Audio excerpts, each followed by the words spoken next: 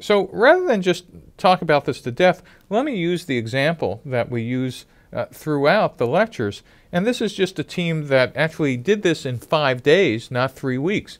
There was a team at Columbia University called JerseySquare, and they were a rental service for professional sports jerseys. And in 5 days, they did 169 interviews and had 190 people show up at their website, and they actually sold 2 of their products. 5 days from a raw idea into a business. So on day 1, these were their initial hypotheses coming into the class. They thought that their customer segments was going to be professional sports game attendees. That is, they were beginning with a series of hypotheses about their customer archetype. And they thought their value proposition was going to provide a cheaper way to officially license sports jerseys to a game, eliminate the risk of owning a player whose jersey is traded, and to provide alternatives to purchasing counterfeit jerseys. And their sales channel was going to be websites or stadium shops or ticket websites or direct mail. And how they were going to create demand was through search ads, social media, stadium promotions. And their revenue stream was going to be through an annual subscription model. So when we took a look at this day 1 canvas, the teaching team, first said, we don't even believe that there's a market here. What's the total available market? Is this like a hobby or a business? And how do you know? And did you do any real customer discovery? And our skepticism really, in fact, infuriated these guys who they thought they were domain experts because they were wearing a lot of jerseys. And teaching team, this is your job. You want to irritate them into action. We did this on purpose, not by accident. We wanted these people to come back on the first day with enormous proof that this was even worth spending their time. And they did it. They went out to Yankee Stadium in New York and found the most people in the densest area they could who actually were potential customers. And they spoke to 60 some odd customers just to prove to us what idiots the teaching team was by design. They didn't understand that that was part of our game, is to get them to raise theirs. And when they came back again, they showed us, hey, look, there might be a real business here, and it's even bigger than we thought because it includes females. And so one of the things we pointed out to them is it looked like they had multiple customer segments.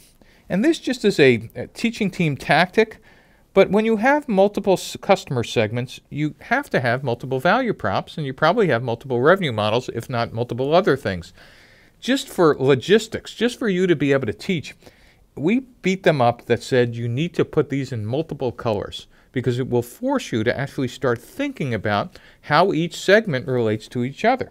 And so they got out of the building and, again, talked to different users or potential users in different locations. And now you could see they actually took our advice and segmented the canvas in 2 separate colors because they thought there were 2 unique customer segments.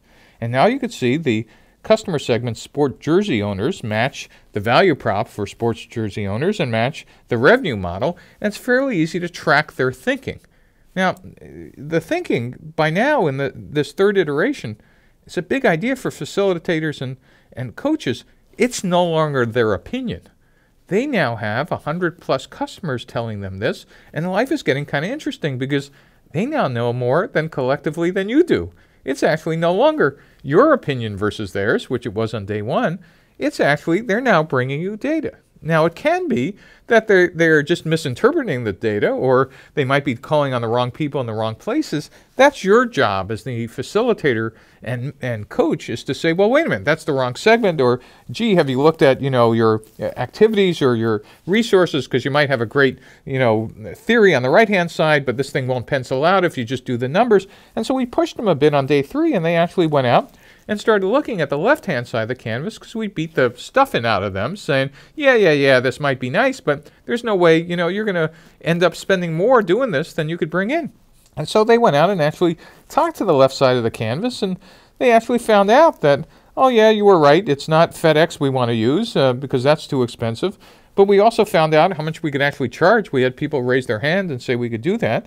And the other thing we push is that by the 2nd or 3rd day or 2nd or 3rd week, we want them to have launched their website or have their app up and running. And these guys did exactly that. Literally in the third day, they had a working website, and within 9 hours, they had 81 visitors, even though it was all their relatives and friends. It didn't matter. They now had traffic to a site. And they actually received an order from the first customer who wasn't even a relative, which was actually, again, another sign of a teaching team standing up and cheering. So we literally all stood up and applauded, and then we reminded them that the record inside of a class was a purchase order for $500,000. So they still had $499,000 to go, but it was a good start.